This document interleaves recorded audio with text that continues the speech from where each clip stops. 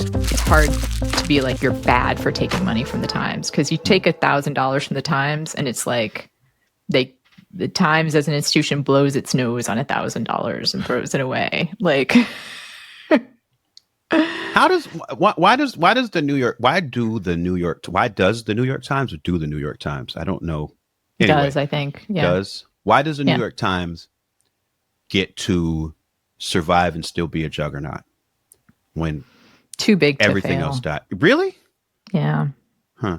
And they have their tentacles in, like, they're not just a news organization. They do like conferences and books and podcasts and, you know, like, I mean, there's a point at which they don't become profitable enough for their owners to maybe fail, but they're going to be, it's a long time before we see the end of the Times, unless of course they're taken over by the government or something. So, you know, but let's see. So I don't know, like, and I don't, it's in when I say, like, I try to sell and I can't, like,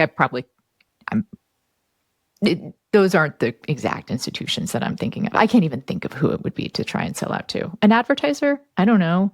Like, maybe that's probably it. That's probably it. Because that's literally selling out. It's just that, you know, your own, like, how do you, I guess by the definition, right?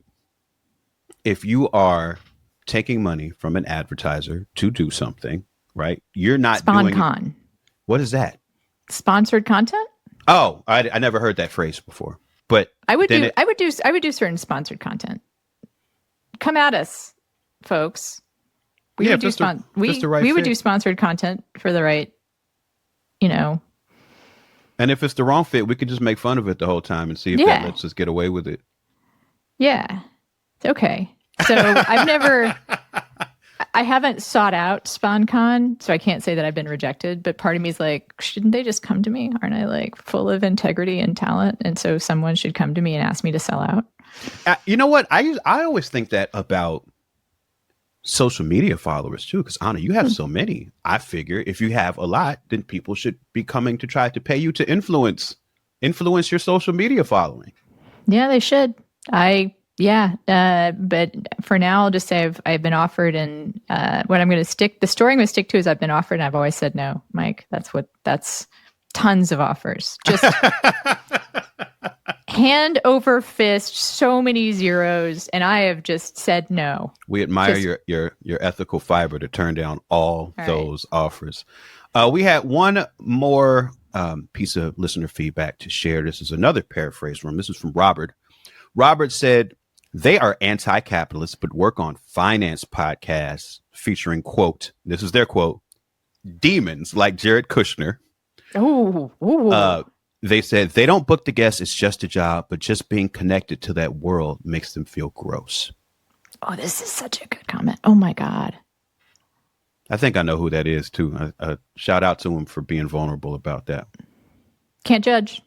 Can't. I mean, it's each individual person's choice, their threshold for being able to resist money. You know, like I know people who work in television production, and the television industry has never been in a worse place in any of our adulthoods.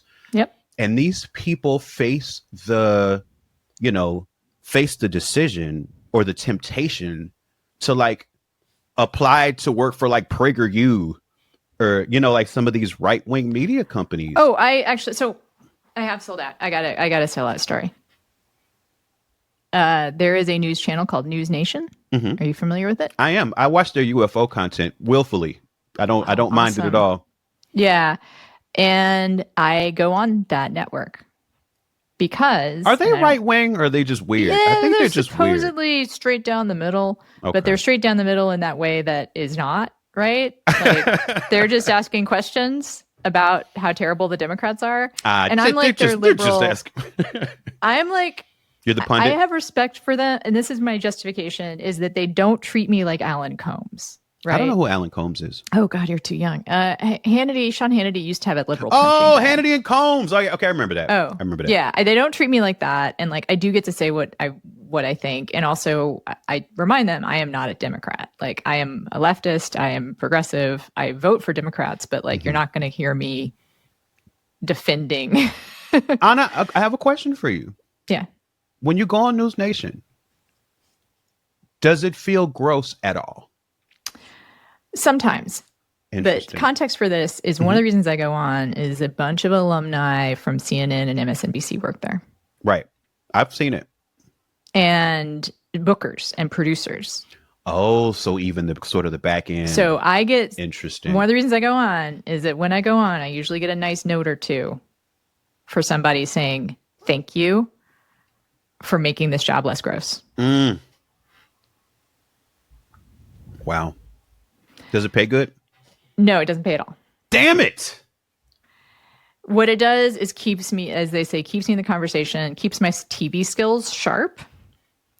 And also do say to them, like, if you want me regularly, like, let's talk about a deal.